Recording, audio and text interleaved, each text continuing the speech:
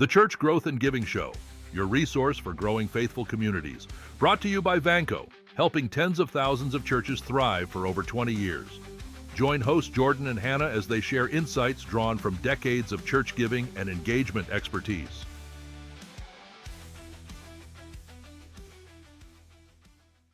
So, Jordan, I was reading this fascinating article about Catholic fundraising the other day.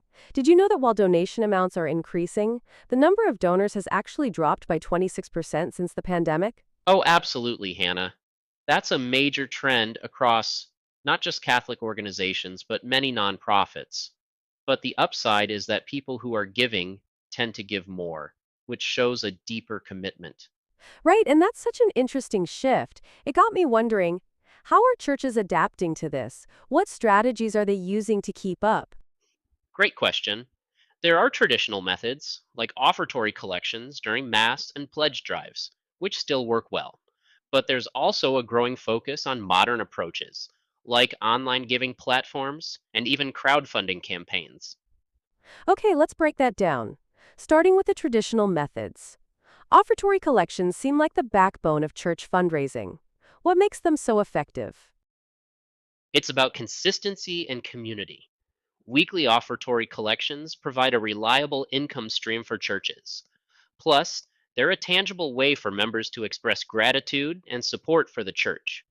Did you know the average weekly donation per churchgoer is $17? That adds up to nearly $900 a year. Wow, that's impressive. And you mentioned pledge drives. Those sound a bit different. What's the secret to making those work? The key is personalization and clear communication. When you write a pledge letter, it should address the donor by name and connect emotionally to the cause. You also need to make it easy to give, whether that's online, by phone, or by mail. That makes sense. But what about events? Things like bake sales and raffles seem like classics.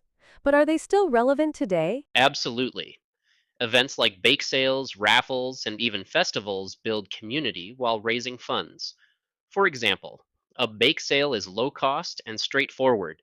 You just need a few tables and some donated treats. And raffles, those can be incredibly creative, like offering a win the pot option where the winner often donates their share back to the church.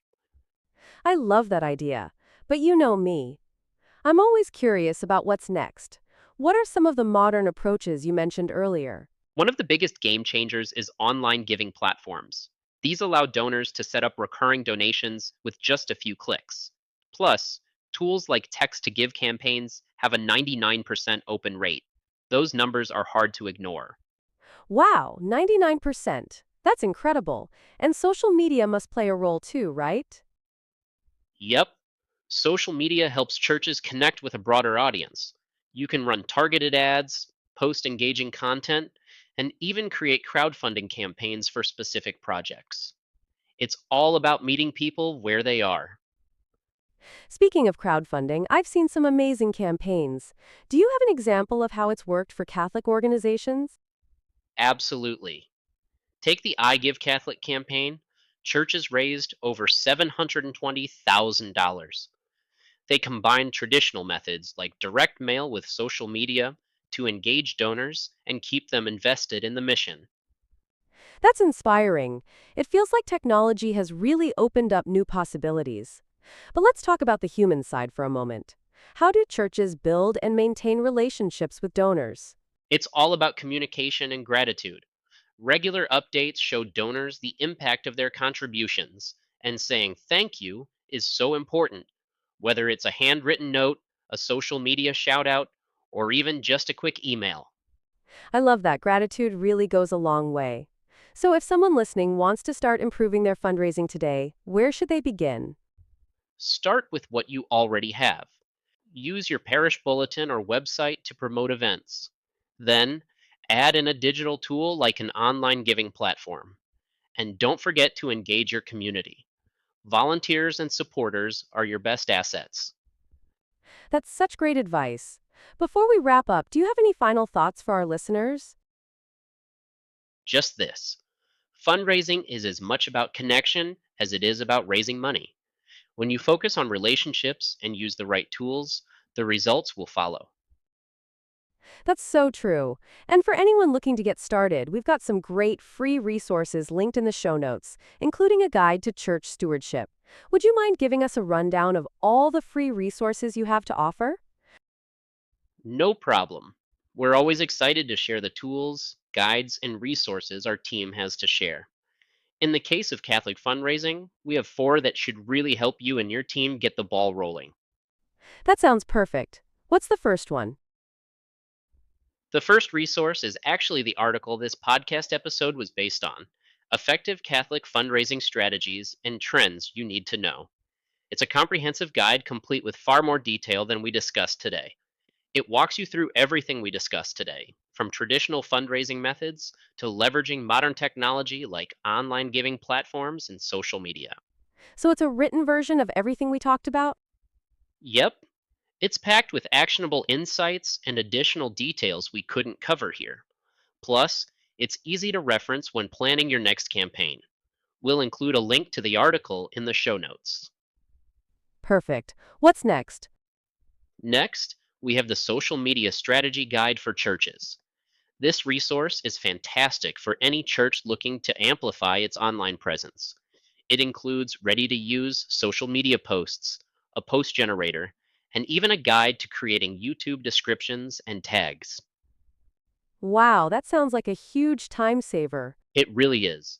Social media can feel overwhelming, but this guide breaks it down into manageable steps. It's especially useful for reaching younger donors or expanding your audience beyond the immediate congregation. I love that. What about the third resource? The third one is called Every Giving Letter Your Church Needs. This resource is a game changer for churches that want to improve their donor communications.